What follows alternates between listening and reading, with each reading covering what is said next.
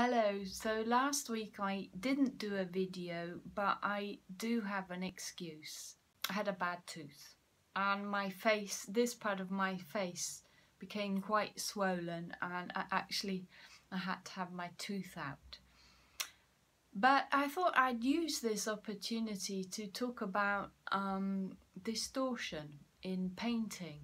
One of the great examples is the so-called mannerist, El Greco or Michelangelo, how they used the bodies, they stretched them and twisted them almost in an architectural way, so using the body to explain perhaps an idea or an ideal or a spiritual meaning. The other form of distortion is when we just can't see what we're doing. So in particular in a portrait, it's very easy to change someone's features and make them look just not like them.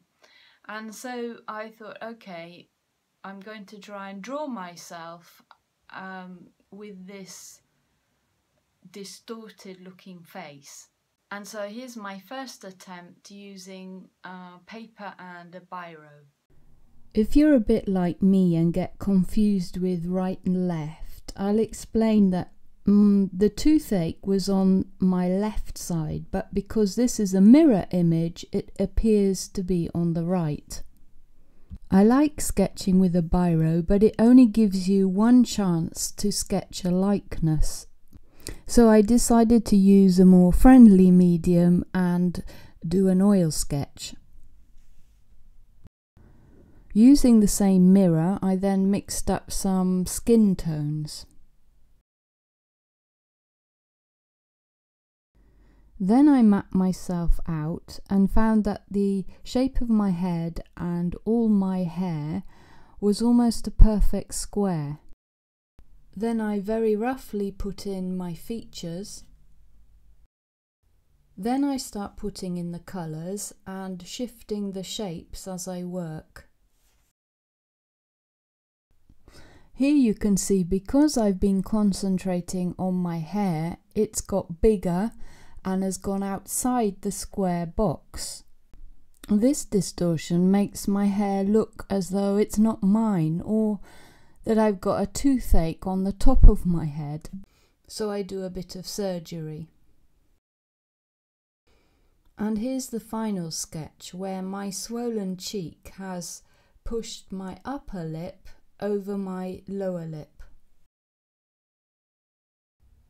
Going back to mannerism, and that distortion is representing an idea, in the first picture that I did with the biro, I was thinking about the pain I'd had, and in the oil sketch I was thinking more about how the swelling had changed the shape and form of my face.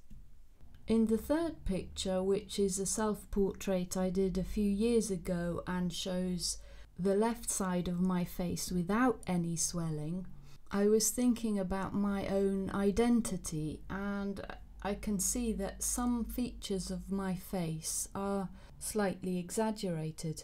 I think that my conclusion is that distortion can be a form of expression.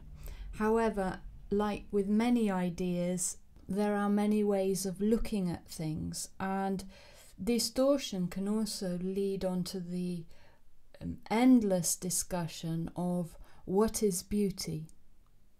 So I hope you've enjoyed this week's video. If you have, please give me a like and subscribe if you haven't done so already. And I look forward to next week. Hopefully I won't have another toothache. Bye for now.